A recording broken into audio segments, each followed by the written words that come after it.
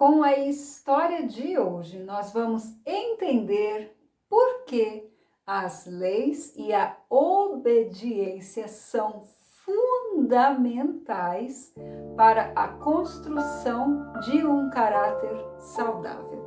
Então vamos juntas. Era uma vez, sim, Senhor.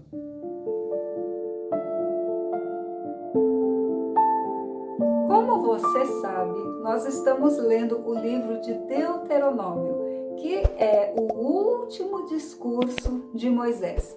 O povo vai passar o Jordão, vai conquistar a terra prometida e Moisés, infelizmente, não vai continuar essa jornada com o povo.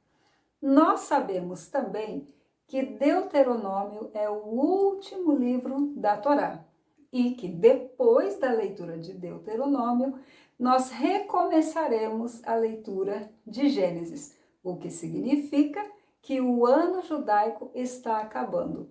Quando um novo ano judaico começa, recomeça a leitura da Torá lá do princípio até terminar em Deuteronômio no ano que vem. As paraxás são as divisões dos estudos semanais e a última paraxá dá certinho com o final do ano e o início do ano com a primeira das muitas paraxás que estudamos durante o ano.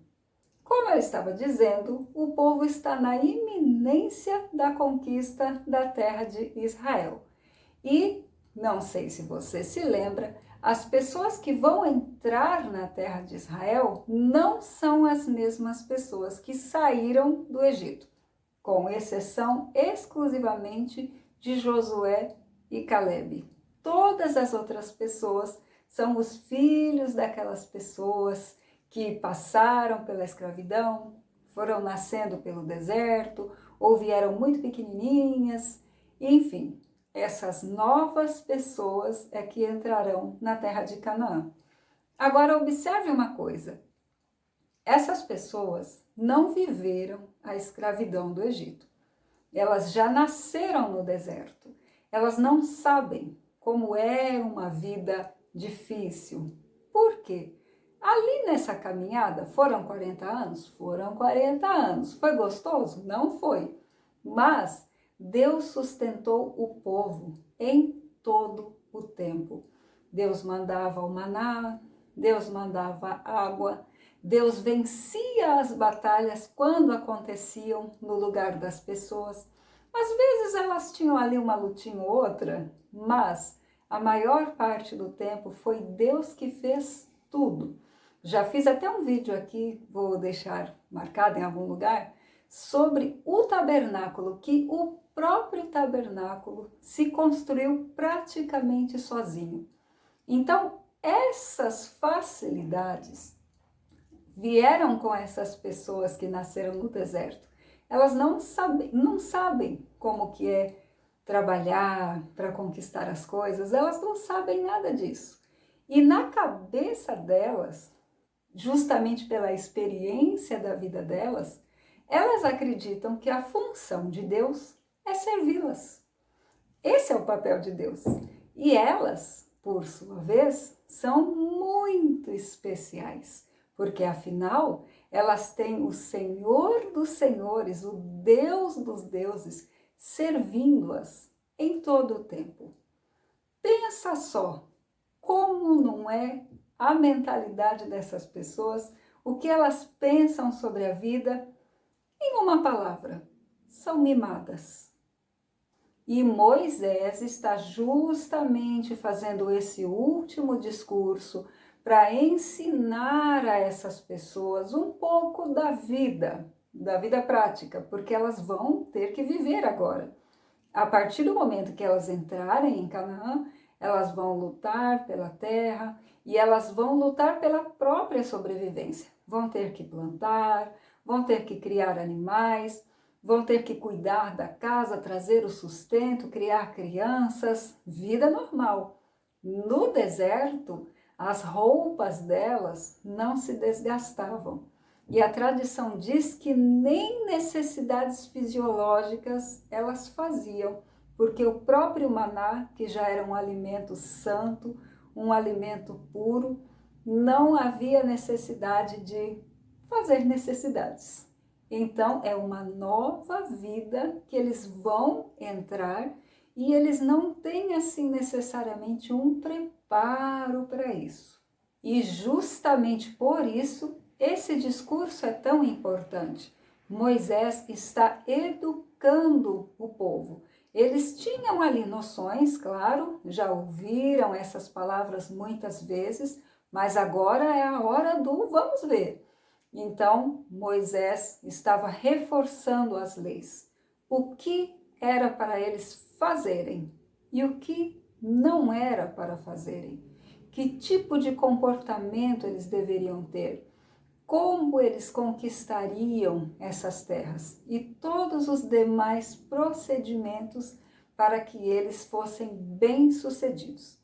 Haja visto que esse discurso durou 35 dias, 36, se não me engano, um desses aí, mas foi um pouquinho mais de um mês, nas últimas semanas de vida de Moisés. As leis têm dupla função. A primeira delas é definir quem é Deus, quais são os termos de Deus, o que ele gosta, o que ele não gosta, o que ele aconselha que seja feito. Manda, né? Mas eu vou dizer aconselhar porque temos o livre-arbítrio para não seguir aquilo que ele nos orienta.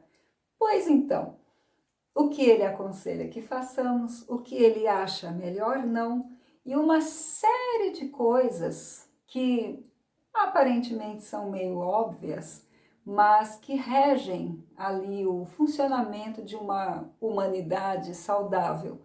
Então, por exemplo, tirar a vida de uma outra pessoa é conveniente? Vai trazer bons resultados? Não vai. Então, essa é uma lei. Não fará isso com o seu semelhante. E por aí vai. Através dessas leis, nós ficamos entendendo a Deus e entendendo como é que funciona a relação entre nós e Deus e o próprio Deus, o que é importante para ele, que valores ele considera e sabe que, né, importantes, sabe que são importantes. Quando eu escolho não seguir as leis de Deus, eu estou criando as minhas próprias leis. E esse é o princípio, é a definição da idolatria. Imagine só, quando alguém, vamos pensar lá antigamente, hoje em dia não se tem esse tipo de idolatria, né?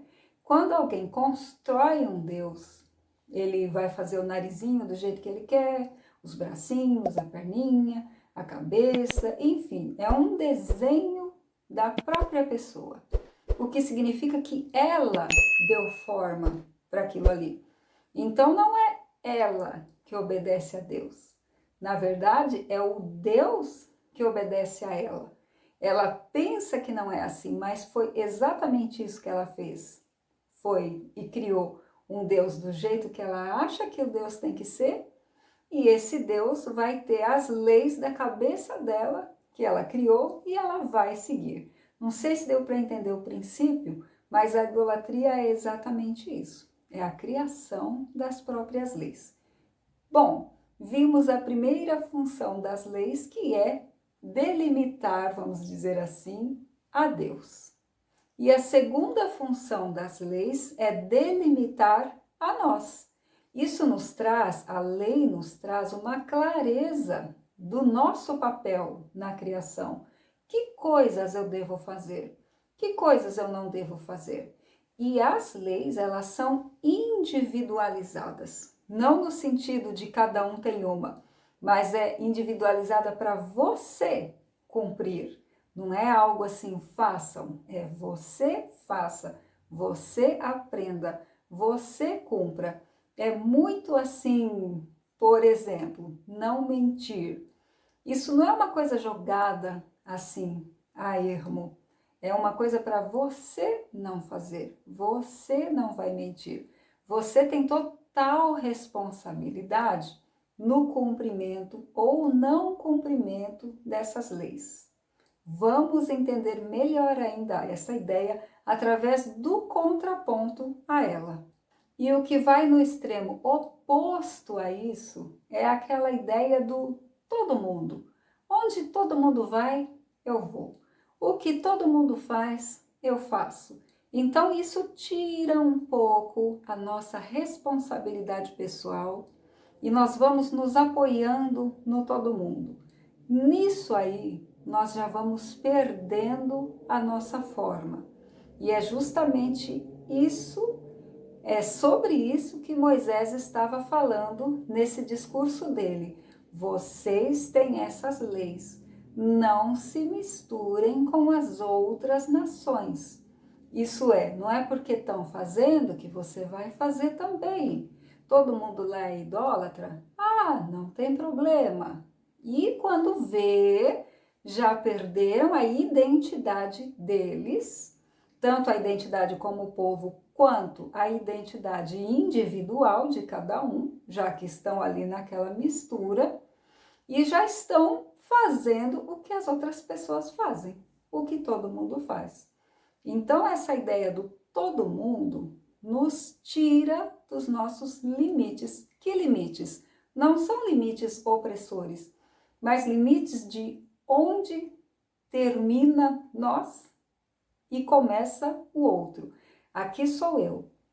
Tal coisa eu gosto, tal coisa eu não gosto. Isso eu quero para minha vida, aquilo eu não quero. Por quê? Porque eu sei quem sou eu.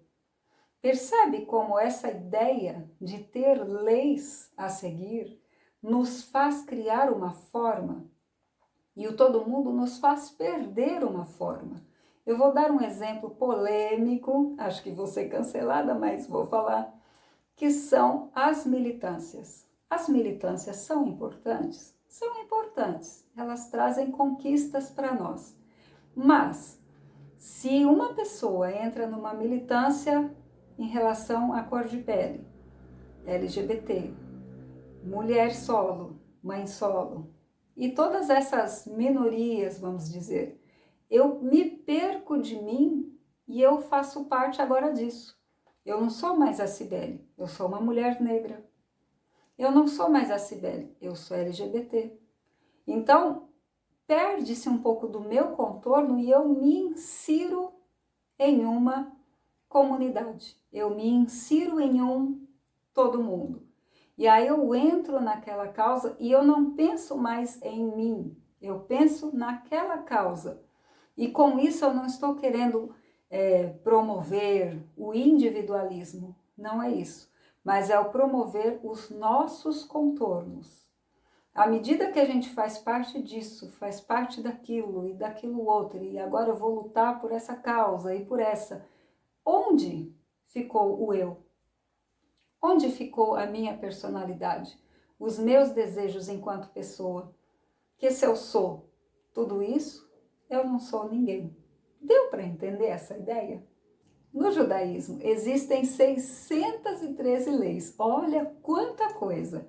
Se eu não me engano, são 365 leis positivas, isso é, faça, por exemplo, guarde o Shabat, e as outras que eu não vou fazer a conta são as leis negativas, que é, por exemplo, não cobice a mulher do próximo, as coisas que não são para fazer. E à medida que os judeus vão observando essas leis, eles têm uma rotina bem, com a presença de Deus bem presente, porque estão sempre pensando em Deus. Quando a gente pensa em Deus nas nossas ações, é como se estivéssemos pensando em nós mesmas, em nós mesmos, porque Deus mora dentro de nós. Existe ali um ponto no nosso coração que quer se comunicar conosco, que é justamente a nossa alma, onde está ali o fogo divino, a presença dele. Quando nós nos dedicamos a seguir as leis dele, eu não digo essas 613 porque elas são para os judeus, mas as nossas leis, nós que não somos judeus, vamos pensar inicialmente no bom senso, no humano, nas relações, em como isso pode ser benéfico, como nós podemos contribuir para o bem, quando nós observamos isso, nós estamos querendo servir a Deus, nós estamos querendo ser úteis aqui no plano dele. E isso nos traz uma forma, nós não ficamos sem forma, nós temos ali os nossos limites.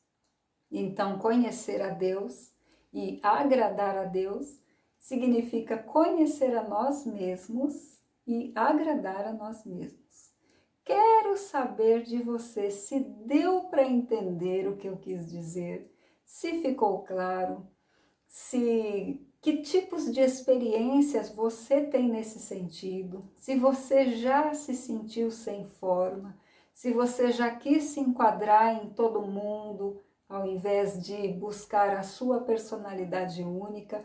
Comenta sobre tudo isso aqui nos comentários do vídeo, para que nós possamos enriquecer o diálogo.